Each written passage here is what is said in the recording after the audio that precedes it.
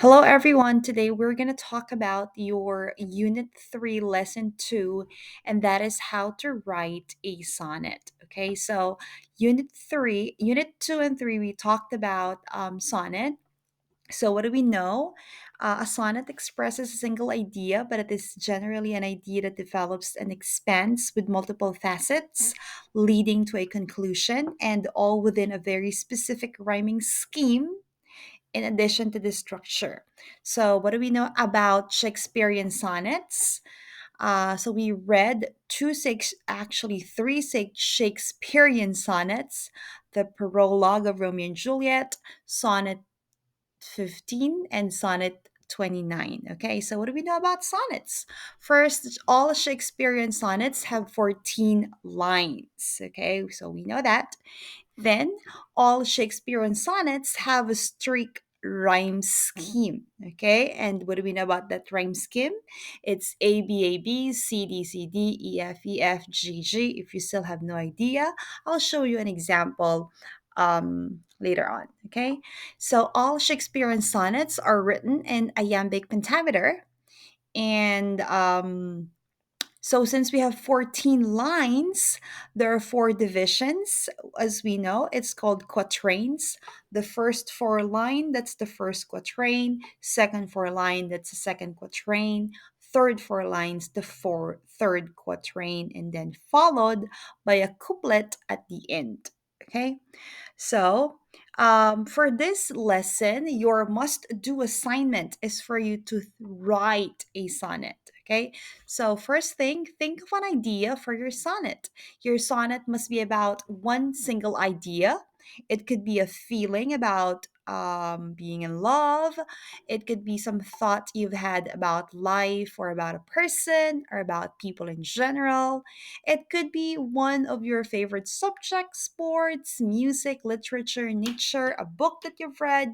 So, anything that you have in mind, just make sure that your poem, your sonnet, has a single idea. It's not beginning about sports and then the rest about the book and then a couple of lines about movies. No, it should be one single idea for your entire poem. Okay, so second, your sonnet must rhyme in a specific pattern. So we all know that a sonnet has 14 lines, and we know that the rhyme scheme for a Shakespearean sonnet is the ABAB. If you still have no idea how it goes, let's look at this example. So see here, let me use my pen here. Hopefully it works. So here you will see it's a great day. I think that I may. So they rhyme. That's why it's called AA. And then this one, second line, we have temperate. And then fourth line, date. So you see, they both end in ATE, and that's our B rhyme. So now we have B, A, B. Day, temperate, May, date. Okay, so that's our first quatrain. Okay, now let's proceed to the second one, the second quatrain. So we have, let's look at this one: shines, declines. That's our C rhyme, followed by dimmed, untrimmed, D rhyme. That makes it CD, CD. A, B, A, B, C, D, C, D. Now let's proceed to our third quatrain. What do we have there? Fade, shade, lowest, growest. E scheme or E rhyme, and then lowest, growest, that's our F rhyme. Now we have the EF, sorry, that's F, EF rhyme scheme after our ABABCDCD. And then the last two lines of the Shakespearean sonnet, that's what we call couplet from the word couple. Okay, they have the same rhyme, C, the. And that's what we call the G rhyme. And that completes our 14 lines. Okay? So, again, don't forget the rhyme scheme for our Shakespearean sonnet and or the sonnet that you're going to write. We have A, B, A, B, C, D, C, D, E, F, E, F, G, G. Okay? Now, I hope this video is not too long, but let's look at this example. This one is Shakespeare's Sonnet 18. It's one of his famous sonnet. Shall I compare thee to a summer's day? Thou art more lovely and more temperate. Rough winds do shake the darling buds of May, and summer's lease hath all too short a date. See that rhyme scheme? Sometimes too hot the eye of heaven smile shines, and oft is his golden complexion deemed, and every fair from fair sometimes declines by chance or nature's changing course untrimmed. See that rhyme scheme?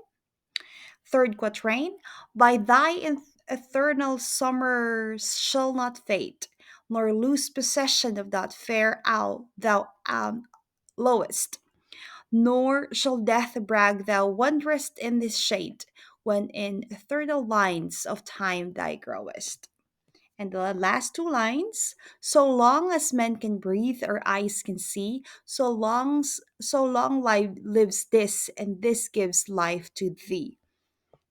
And that is our sonnet 18 by Shakespeare. Now let's take a look at it. So obviously the sonnet has a single idea, and that is Shakespeare is looking at beautiful summer's day, in which, in spite of its beauty, has limitations. Besides of its wonder, how beautiful it is, it has limitations and it eventually fades and dies. I don't know if you've noticed that, but most of his sonnets it has same theme, how things are or how things have limitations. He's comparing someone with that beautiful summer's day, but showing that person's superiority to it. He works the idea through the presence, through and presents the subject of the poem as having no limitations. Even eventual death won't interfere with that because the subject will forever live in poem, which Shakespeare suggests will be read as long as there are people to read it. Okay?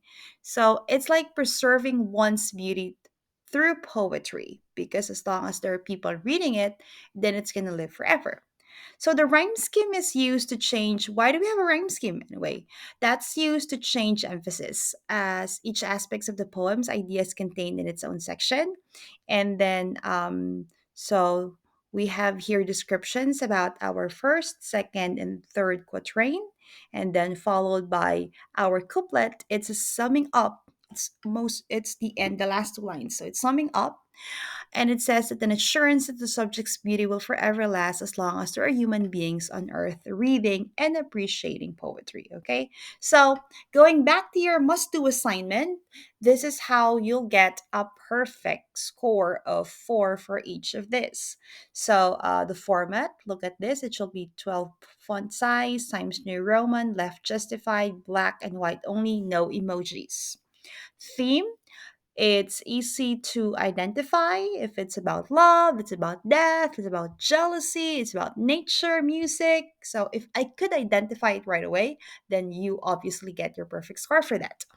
Details help reader understand theme, and images help reader understand the theme. And then the structure, make sure that you have your quatrains, three of them, your couplet, one, and then for your lines, total of 14. Okay, the rhyme scheme. Every line accurately follows the appropriate rhyme scheme of Shakespearean sonnet, and then there is no misspelled word. Okay, so that is your must do assignment. Now, let me just show you the rubric for your should do assignment. I know this video is too long. I'm so sorry. Um, so the should do assignment is I will give you a piece of paper that has this rubric, and you're gonna um, review your classmate sonnet. Okay, so if you choose to do the should do assignment, you have to let me know so I could do I could give you a peer review paper. Okay, for honors, this one's obviously a must do assignment for you guys. Okay, and then let me go back to my instruction video, a document. So this one is for your aspire to do assignment. So if you have plans of doing the aspire to do assignment, make sure that your sonnet, okay, your sonnet has you're gonna write your sonnet in iambic pentameter. And when we say iambic, we use the word iambus, meaning two syllable foot.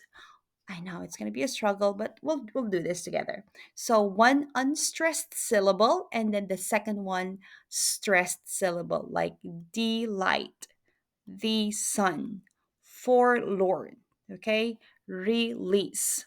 So again, first one unstressed, second one unstressed, and your line must have a total of 10 syllables. So again, this is just for a aspire to do assignment, okay? So that's it. I'm gonna attach this file, or it's actually attached to your assignment, so you will be able to view this file as well. Okay, so if you have any question, just let me know. But that is your must do, should do, and aspire to do assignment for this lesson. There is no mastery check since you're writing your own sonnet. Okay, there'll be a unit test, and I will let you know, guys, when we'll take that. Okay. Again, I'm sorry this is too long, but I will see you inside the classroom. Bye. Thank you.